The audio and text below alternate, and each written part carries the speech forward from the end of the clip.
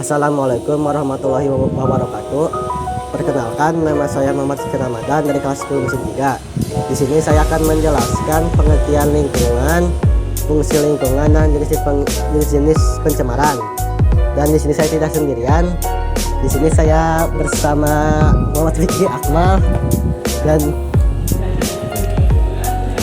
Perkenalkan, nama saya Fikri Akmal Gailan dari kelas 10 musim 3. Di sini saya akan menjelaskan tentang pengertian, dampak, penyebab, dan cara mengatasi dari jenis pencemaran yang ada. Oke, di sini saya akan menjelaskan yang pertama dulu, yaitu pengertian lingkungan. Lingkungan adalah kombinasi antara kondisi fisika yang mencakup keadaan sumber daya alam seperti tanah, air, energi surya, mineral, serta flora dan fauna yang tumbuh di atas tanah maupun di dalam lautan, dan interaksi yang terjadi di dalamnya. Dan yang kedua adalah fungsi lingkungan. Fungsi lingkungan ada 4, yaitu yang pertama penyedia sumber daya, dan yang kedua mengasimilisasi limbah, dan yang ketiga menopang kehidupan dengan menyediakan keanekaragaman hayati dan genetik, dan yang keempat memberikan layanan elektrika seperti keindahan pemandangan. Dan yang ketiga adalah pencemaran lingkungan. Pencemaran lingkungan terbagi menjadi 4, yaitu pencemaran air, pencemaran tanah, ketiga pencemaran udara, dan keempat pencemaran suara.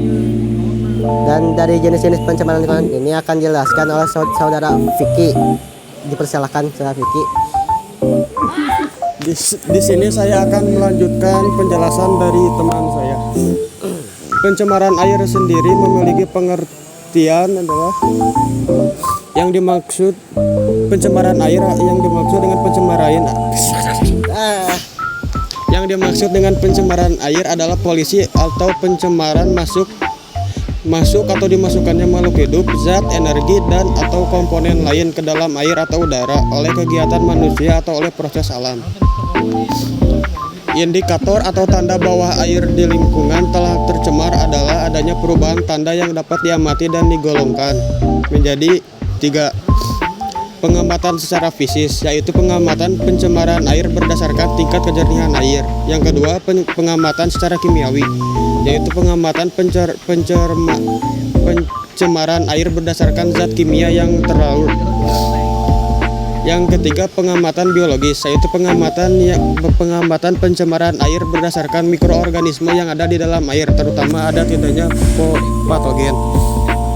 Penyebab dari pencemaran air sendiri ada 3, yaitu meningkatnya kandungan nutrien mengarah pada eutrofikasi, sampah organik seperti air comberan menyebabkan peningkatan kebutuhan oksigen pada air. Yang terakhir adalah industri membuang berbagai macam polutan ke dalam air limbahnya seperti logam berat, toksin organik, minyak, nutrien, dan padatan. Akibat dari pencemaran air yaitu terganggunya kehidupan organisme air karena berkurangnya kandungan oksigen yang dapat menyebabkan kematian, terjadinya ledakan ganggang dan tumbuhan air, pendangkalan dasar perairan, dan tersumbatnya penyaring reservoir dan menyebabkan perubahan ekologi. Cara mengatasi pencemaran air sendiri yaitu mempertahankan sumber-sumber air bersih yang belum tercemar, menanam tanaman berkayu tebal, tidak membuang sampah ke sungai, dan mendaur ulang semua sampah yang bisa didaur ulang. Yang kedua, pencemaran tanah. Pencemaran tanah adalah keadaan di mana bahan kimia buatan manusia masuk dan merubah lingkungan tanah alami. Pencemaran ini biasanya terjadi karena kebocoran limbah cair atau bahan kimia industri atau fasilitas komersial. Komponen-komponen bahan pencemaran tanah antara lain limbah domestik, limbah industri, dan limbah pertanian. Dampak yang ditimbulkan dari pencemaran tanah antara lain Dampak pencemaran tanah terhadap kesehatan tergantung pada tipe polutan, jalur masuk ke dalam tubuh, dan kerentanan populasi yang terkena. Yang kedua, dampak pada ekosistem. Adanya perubahan metabolisme dari mikroorganisme endemik dan antropoda yang hidup di lingkungan tanah tersebut, akibatnya bahkan dapat memusnahkan beberapa spesies primer dari rantai makanan. Penanganan pencemaran tanah antara lain remediasi, yaitu kegiatan untuk membersihkan permukaan tanah yang tercemar. Dan kedua, bioremediasi, yaitu proses pembersihan pencemaran tanah dengan menggunakan mikroorganisme seperti jamur dan bakteri. Yang ketiga ada pencemaran udara. Pencemaran udara adalah suatu kondisi di mana kualitas udara menjadi rusak dan terkontaminasi oleh zat-zat yang tidak baik, yang tidak berbahaya maupun yang membahayakan kesehatan tubuh manusia. Zat pencemarnya antara lain karbon monoksida, nitrogen dioksida, sulfur oksida, ozon, hidrokarbon, klorin, partikular debu, timah. Dampak dari pencemaran udara adalah dari dampak kesehatan dapat masuk ke dalam tubuh melalui sistem pernapasan. Jauhnya penetrasi zat pencemar ke dalam tubuh bergantung kepada jenis pencemar. Partikulat berukuran besar dapat tertahan di saluran pernapasan bagian atas, sedangkan partikulat berukuran kecil dan gas dapat mencapai paru-paru. Dampak dari terhadap tanaman. Tanaman yang tumbuh di daerah dengan tingkat pencemaran udara tinggi dapat terganggu pertumbuhannya dan rawan penyakit. Cara mengurangi pencemaran udara antara lain gunakan bahan bakar yang ramah lingkungan untuk kendaraan kita. Kurangi mengkonsumsi kendaraan. Kalau untuk perjalanan yang relatif dekat, gunakanlah sepeda. Yang terakhir ada pencemaran suara. Pencemaran suara adalah gangguan pada lingkungan yang diakibatkan oleh bunyi atau suara yang mengakibatkan ketidaktentraman makhluk hidup di sekitarnya. Zat atau bahan yang dapat mengakibatkan pencemaran disebut polutan. Syarat-syarat suatu zat disebut polutan bila keberadaannya dapat menyebabkan kerugian terhadap makhluk hidup. Sifat polutan adalah merusak untuk sementara, tetapi bila telah bereaksi dengan zat lingkungan tidak merusak lagi. Yang kedua, merusak dalam jangka waktu lama.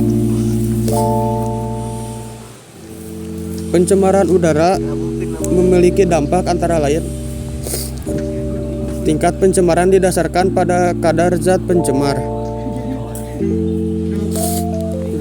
dan waktu lamanya kontak. Menurut WHO, tingkat pencemaran dibedakan menjadi 3, yaitu sebagai berikut. Pencemaran yang mulai mengakibatkan iritasi, pencemaran yang sudah mengakibatkan reaksi, pencemaran yang kadar zat-zat pencemarnya demikian kasarnya. Cara menanggulangi pencemaran suara tersendiri ada 5, yaitu penggunaan alat peredam suara. Pendidikan. Melalui pendidikan dapat memberikan kesadaran serta membentuk sikap positif terhadap alam sekitar, terutama dari hal-hal yang sangat kecil. Yang ketiga, tanggung jawab bersama. Pemerintah harus berperan dalam membuat hukum untuk melindungi alam sekitar. Yang keempat, pameran dan kampanye lingkungan. Mengadakan pameran secara berkala di setiap daerah tertentu perlu dilakukan dengan mendistribusikan brosur tentang penyebab dan dampak pencemaran. Yang kelima, melalui media massa. Penyiaran masalah terkait lingkungan agar masyarakat peka dan berhati-hati untuk melindungi lingkungan dari pencemaran.